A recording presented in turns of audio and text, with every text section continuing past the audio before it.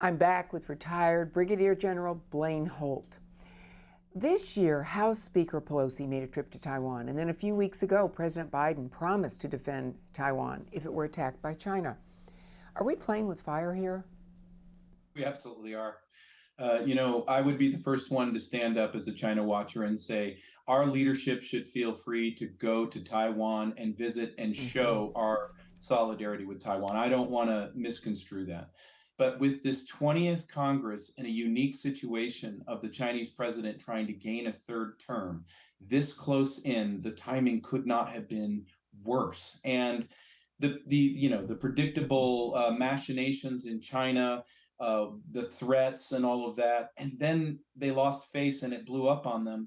And this happened at the exact same time that the leadership of the Mm-hmm. CCP is at the resort called Bai Dai He, where they plan the entire script of what that 20th Congress is supposed to be. And it blows up. They can't write the script anymore because of what that visit did. And then the president's words that seem to stray from what our strategic ambiguity is. Of course, they're very sensitive to that. My worry is that we put Taiwan diplomatically into a bad place because Tsai Ing-wen, the Mm-hmm. president, she can never really speak out against the United States, no matter what we do, because we're the big ally. And it also put a lot of people focused on another subject. They thought that maybe the third most powerful woman in America should be welcomed everywhere, and the issues became a little confused with people. But let's switch subjects to something closer to home. We have an unprecedented wave of people crossing our border illegally.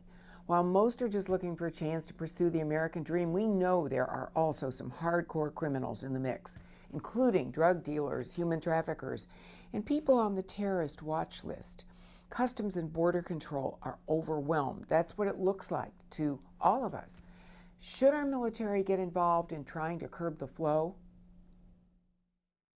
This is a national security issue, and there's no two ways about it. Our government is famous for having its stovepipes into the three-letter agencies, and so, oh no, this is a Department of Homeland Security issue. Oh no, we have to be very, very sober about this. We have an open, unprotected Mm-hmm. border. We have these brilliant and loyal and fiercely courageous first responders that are trying their best to work under illegal conditions, honestly, because we're not enforcing our own laws.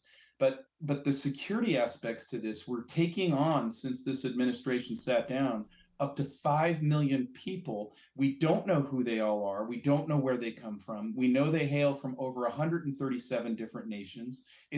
We already understand that there's terrorists that have entered our country.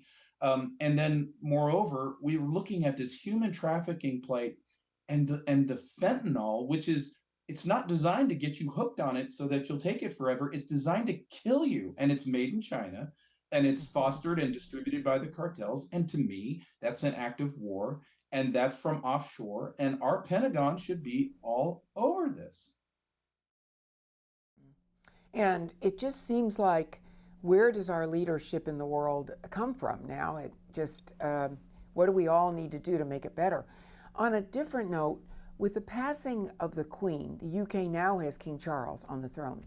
Although it's a constitutional monarchy, do you think King Charles will play a more prominent role on the world stage? I really do. And maybe I'll be wrong on this one, but the Queen was brilliant at the way that she ran her Mm-hmm. office and her affairs, and she came always across as apolitical. My understanding is behind closed doors, it might have been a little Mm-hmm. more nuanced. But her son and the king now, Charles, he's been politically active for quite some time. He's been very engaged at the World Economic Forum and addressing issues of climate from his perspective. And I think that we will see him gradually get more and more steeped into UK politics and EU politics as a result. I just don't, given his nature, I don't see him making a big Mm-hmm. shift. I agree with you. He has very strong opinions and has taken a stand sometimes on things that are unpopular, and that probably will happen.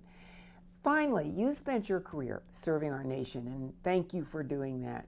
Do you feel we're doing enough to ensure the current generation of young Americans will also be civically engaged?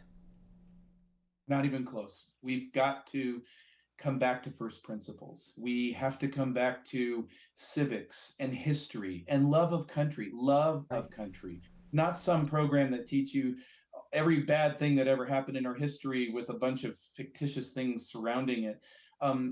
We are robbing our children of this incredible Hmm. story called America that has done more for the world to keep the world safe. As ugly as our history can be sometimes, we're still a shiny beacon on the hill, and we got to embrace our young generations and reject some of these outlandish things that we see taught in these schools, and make and get them to understand what the real American story is. We owe that to our children and grandchildren. So for the world, we owe that to them. I couldn't agree with you more. And in every group I ever have the opportunity to visit with, I always ask the question, are you interested in serving our country? Will you do it? And there's just a different tone today than there was when we were growing up and having seen the ravages of the end of World War II. But General Holt, that's unfortunately all the time we have today. And thanks so much for your service again. You've just done a wonderful job. And for speaking with me and our audience, sharing your expertise. And to all of you at home, I hope you'll join me again for my next conversation. So long.